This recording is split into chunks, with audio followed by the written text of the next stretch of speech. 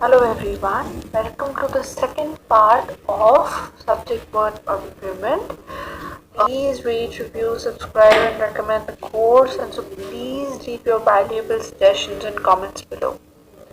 Now let us continue with this, that what are the other ways in which they can test this subject verb agreement. Okay, so one is either or, neither nor. Okay, so neither John nor his friends are sleeping in the lobby or is sleeping in the lobby. Which of these following, what do you think is correct? And the second statement is neither John's friends nor John are is sleeping in the lobby. Please pause the video and have a look, and then we can go to the answer. Well, so the simple rule was to make the verb and the subject agree with each other, and to make the verb agree with the subject that is closest to it. So neither John nor his friends are sleeping in the lobby. Don't you think so? And similarly, neither John's friends nor John is sleeping in the lobby, because John over here comes as the subject here, and in this case friends comes as the subject. So if you see in option A the correct verb is are, and in option B the correct verb is, right? So the same rule applies to either or constructions also. Alright. Next we come to collective nouns. Now collective nouns are always singular. So a flock of sheep is grazing and not are grazing the grass.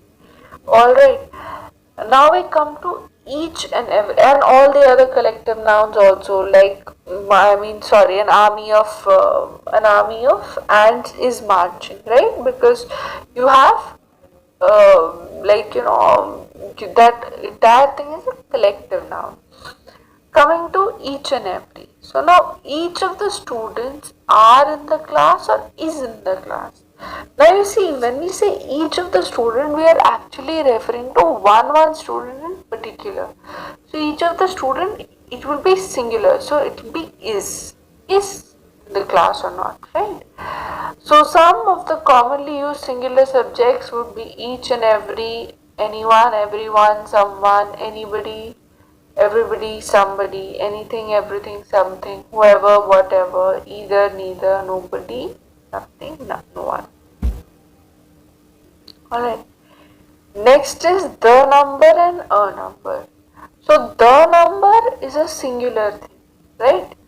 The number of students outside the office is increasing. Alright, so it's a singular thing. Now, a number is plural. A number of students are standing outside the office, right? Because a number of students would give it would give it a plural form. So, a number of students are standing outside the office. Now, there are certain words which can sometimes be singular and sometimes be plural, right?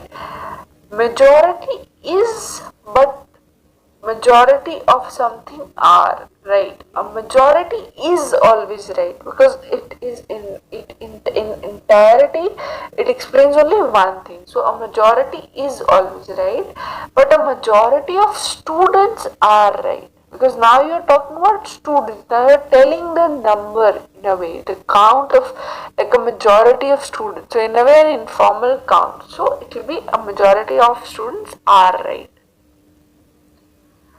Okay, so now one of the X who, yeah, that. So let's have a look at the sentence. Like, this is one of the cars that belong or belongs to him, right? So now the answer is belong, not belongs. Why? Because in general, one of the noun, that is plural, plus that who, plus it will be plural verb, right?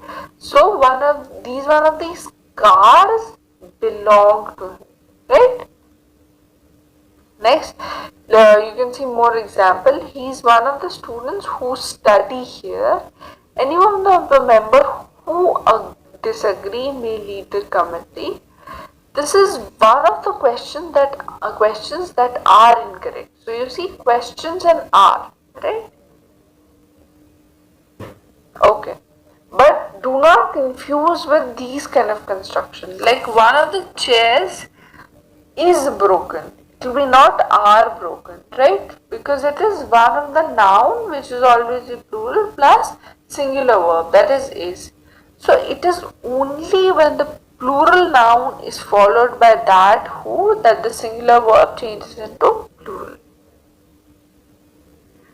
So now helpful tips for your subject verb agreement questions, which will be a lot of them. So please just have a look at them carefully.